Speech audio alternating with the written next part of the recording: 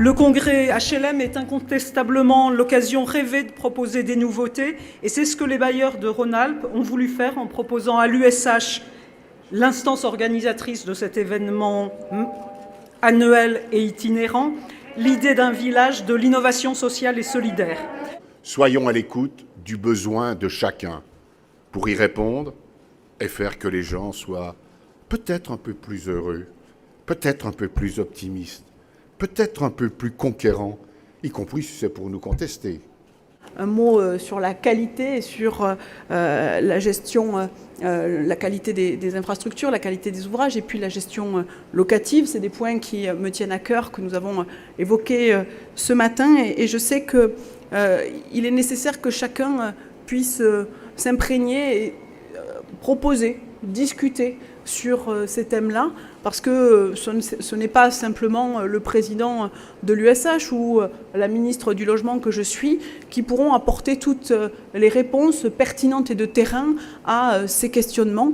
Et votre rôle est également de nous transmettre et de faire émerger des projets, des propositions, parce que c'est de cette réflexion collective que pourront naître des réponses appropriées. On a beaucoup d'actions en interbailleur, beaucoup d'actions avec des associations qui œuvrent sur le territoire et on voulait démontrer qu'on était une force d'innovation forte. On a effectivement le village qui ressemble à un village avec sa place, avec ses maisons.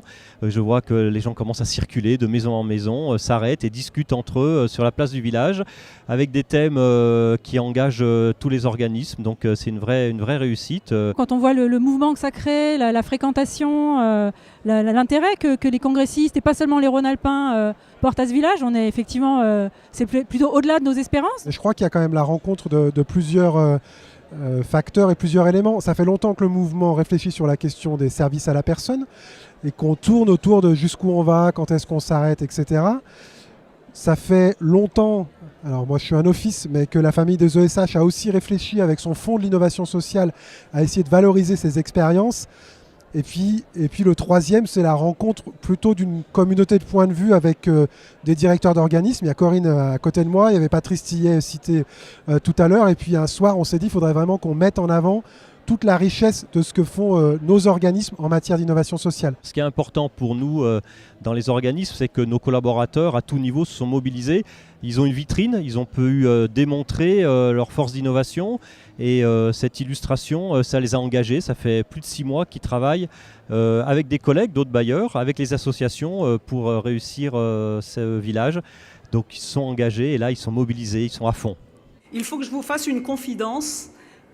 Il ne faut pas que ça sorte d'ici. Tout a commencé à Lille, lors du congrès, autour d'un verre de bière, lors du congrès donc 2013. Et donc je voudrais rendre hommage quand même aux 3 buveurs de bière, Patrice Tillet, DG d'Aliad Habitat, Cédric Van Stevendal, DG de Est Métropole Habitat, et Corinne Aubin-Vasselin, directrice générale de Chambéry Alpes Habitat, parce que c'est eux qui ont eu l'idée, donc autour d'un verre. Ils ont eu l'idée du village, l'ARA s'en est emparée, l'USH l'a adopté, les bailleurs de Rhône-Alpes y ont travaillé sans relâche pendant plusieurs mois, et nous voici en train de l'inaugurer. Enfin, c'est assez émouvant parce qu'entre un truc autour d'une bière et puis ce stand pour l'association régionale, ces maisons, on est sur quelque chose finalement d'assez épuré dans lequel on ne cherche pas à valoriser un organisme plutôt qu'un autre, mais plutôt la dimension collective de notre action professionnelle. Voilà, donc c'est juste la grande classe, quoi. Et bravo aux équipes de l'ARA parce que voilà, nous on a des intuitions et puis ensuite il faut travailler au quotidien et là on est plutôt vraiment extrêmement et agréablement surpris. On a des idées, que c'est bien de pouvoir les valoriser et donc ça a créé une grosse motivation dans nos équipes et je crois qu'aussi ça a créé beaucoup d'émulation entre organismes, ça contribue vraiment au développement du réseau. Je crois que c'est ce qui caractérise les organismes de Rhône-Alpes et le travail de l'association régionale, c'est vraiment cette animation de réseau. Voilà, il y a un vrai réseau qui se crée autour de cette thématique de l'innovation sociale et solidaire. Et pour moi, c'est porteur de beaucoup d'espoir pour nos organismes. Je parlais ce matin des valeurs républicaines, de l'exigence de solidarité, de la nécessité de créer de la cohésion, de la mixité, du lien social.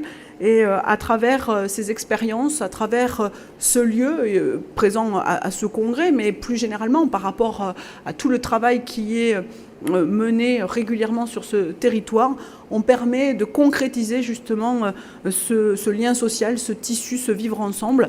Et cela est une priorité, vous le savez, quand on assiste à un certain délitement de la conscience et de la conviction publique. Bien sûr, nous devons collectivement réagir et à travers ce village aujourd'hui, vous permettez de concrétiser, de montrer cela. C'est une formule qui est particulièrement dynamique, puis alors qui a en plus, la particularité de montrer qu'en fait les échanges, elles ne vont pas seulement dans le sens qu'on pensait, mais dans les deux sens. Les intervieweurs et les interviewés s'enrichissent mutuellement. Et je crois que c'est une dimension qu'on n'avait pas imaginée, c'est plutôt super intéressant. Les bonnes petites idées, elles sont très speed justement, et il faut quelques minutes pour se comprendre. Avec un format comme celui-ci, et on parlait de caractère innovant, pour le coup la barre est assez haute pour la région Rhône-Alpes. Ça montre bien l'investissement de l'ensemble des collaborateurs, des organismes, mais aussi des partenaires, où on a eu de bons retours. Donc c'est un format peut-être à retenir, et qui sait, ça donnera peut-être des idées pour des prochains congrès. Pour tout le monde, la bonne surprise, c'est que les gens soient là. Et du coup, je pense que ce qui a bien fonctionné, c'est tout le travail un peu collectif autour. Parce que du coup, c'est tous les organismes qui ont contribué, un peu tous les métiers, tous les départements. Et il y a eu un bon brassage. C'est le résultat aussi de l'investissement de tous les organismes. Et là, moi, je voudrais les remercier parce qu'on n'aurait pas pu réussir ça sans eux. Et puis, avoir une équipe punchy comme celle qu'on a, c'est ça qui fait la recette du système, quoi. Tout le monde n'a pas compté ni son temps, ni son imagination, ni son énergie pour pouvoir arriver à ce résultat collectivement. C'est un modèle pour la suite.